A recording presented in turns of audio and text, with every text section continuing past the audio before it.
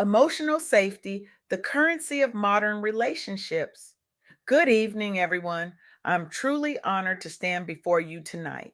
Recently, I had the extraordinary privilege of interviewing Bobbett Miss Nookie Plummer, a visionary whose work isn't just changing relationships, but revolutionizing how we understand human connection at its core.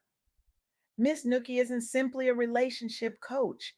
She's an architect of emotional liberation who has helped thousands of high achieving professionals, particularly Black women, discover that true power lies not in emotional armor, but in creating space of authentic vulnerability. Her insights don't just transform relationships, they heal generational wounds and create ripples of change that extend far beyond the bedroom or boardroom. Have you ever wondered why some relationships thrive while others wither, despite seemingly having all the right ingredients? Why two equally committed, intelligent people can still feel desperately alone together? The answer might shatter everything you thought you knew about love. We've been thinking about relationships all wrong. For generations, we've been taught that success in relationships comes from finding the right person, having enough in common, or mastering certain communication techniques. But what if the true foundation, the actual currency of meaningful connection, is something far more fundamental?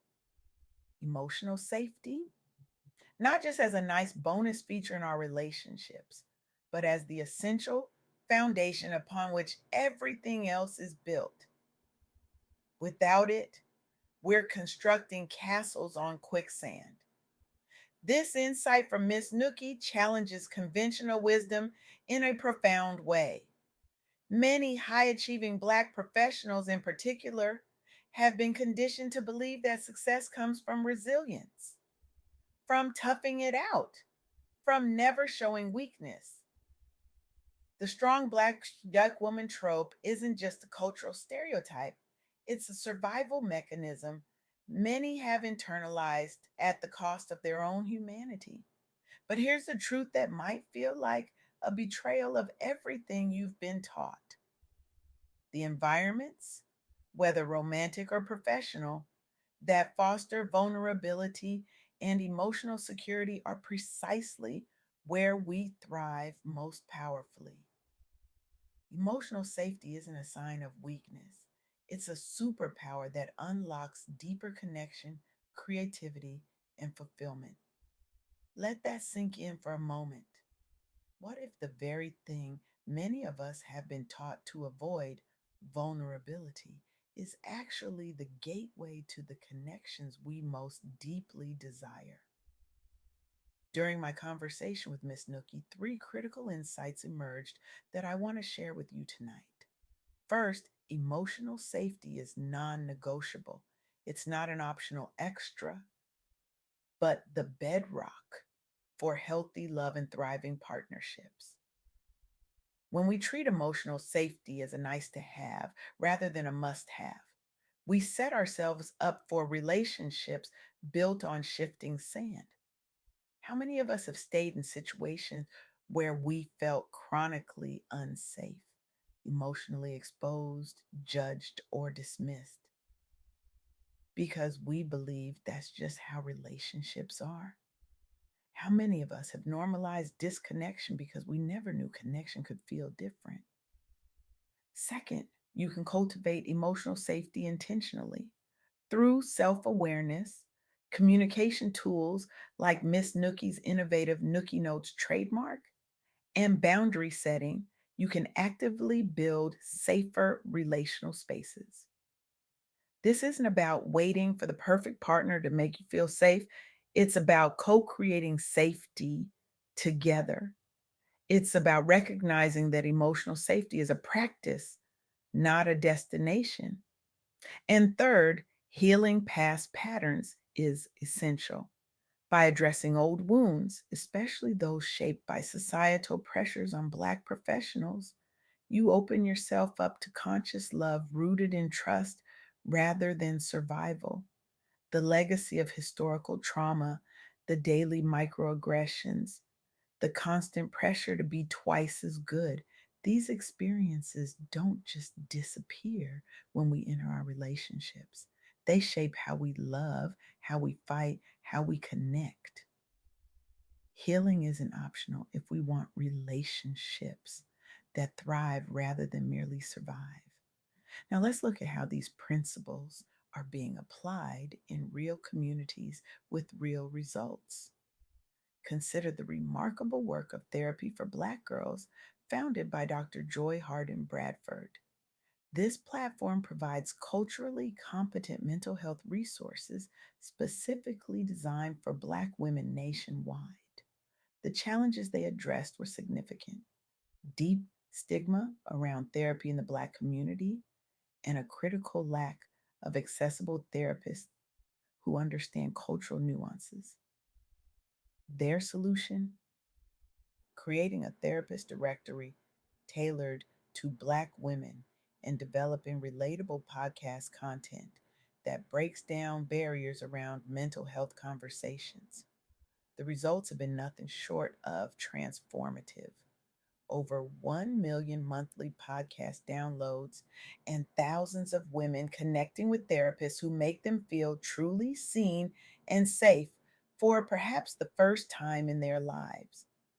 Dr. Bradford recognized something profound. Her clients were struggling to find therapists they could relate to emotionally, and this was a fundamental obstacle to healing. By building a national platform elevating emotional wellness among professional Black women, Therapy for Black Girls has normalized seeking help and empowered listeners with language and tools for building emotionally safe relationships, both at home and work. This work illustrates perfectly how culturally attuned support systems foster emotional safety, addressing a critical need among high achieving professionals facing unique pressures as minorities in their fields. Now, let me tell you about the Love Jones cohort created by relationship coach Francesca Hoagie. This innovative group coaching experience brings together successful single Black professionals who are ready to break cycles of unfulfilling dating patterns through focused work on vulnerability and self worth. The participants face common challenges: perfectionism, what some call strong friend syndrome, fear of rejection, and difficulty expressing needs due to professional conditioning towards stoicism. Many had learned to suppress their emotional needs to succeed in professional environments where vulnerability was seen as weakness. Hoagie's approach was revolutionary. Weekly group sessions using ancestral wisdom practices combined with modern relationship science, plus exercise fostering honest dialogue about fears and desires within a supportive peer community. Here, high achieving individuals who were used to excelling in every other area of life could finally admit they needed help with love. And that admission itself was a profound act of courage. The outcomes speak volumes. Members reported increased confidence in setting boundaries, greater clarity about what constitutes emotional safety for them personally, and several entered healthy new partnerships after completing the program. But perhaps most importantly, they discovered that their vulnerability, the very thing they had been hiding, was actually their greatest strength. What's particularly fascinating about this work is the backstory. Francesca observed that many high powered singles were outwardly successful, yet inwardly lonely, craving space where they could be vulnerable without judgment or the pressure to code switch. The cohort model demonstrates how intentional community catalyzes transformation from performative pick me energy toward genuine self love and safety first connections. This brings me to Miss Nookie's own innovative work. Nookie Notes trademark card decks. These conversation starters and intimacy builders were designed specifically for singles and couples committed to cultivating deeper trust, with special resonance among busy entrepreneurs and divorcees navigating new relationship terrain.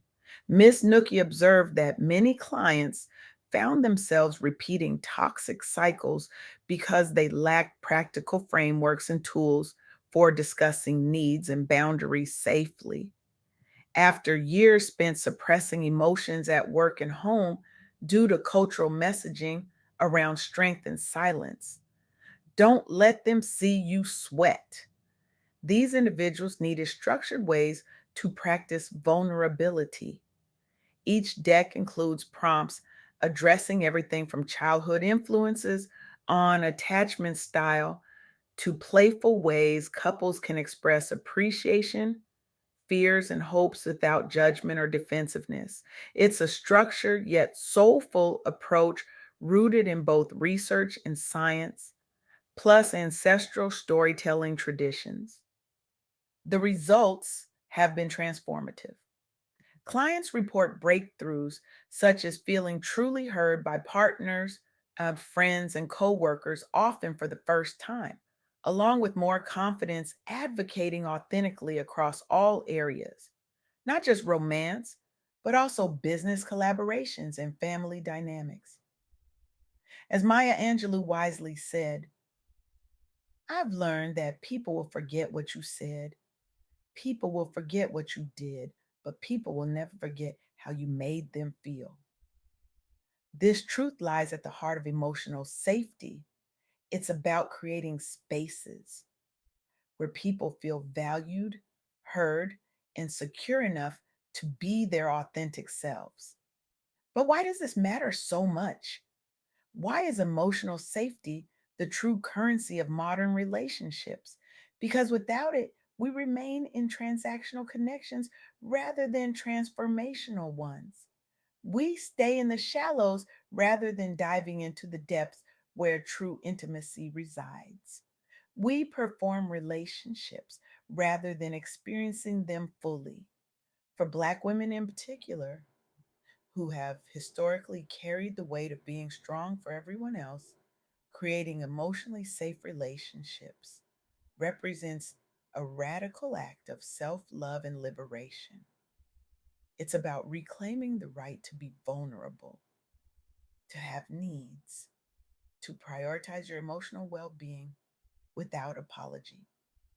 As Audre Lorde reminded us, caring for myself is not self indulgence, it is self preservation, and that is an act of political warfare.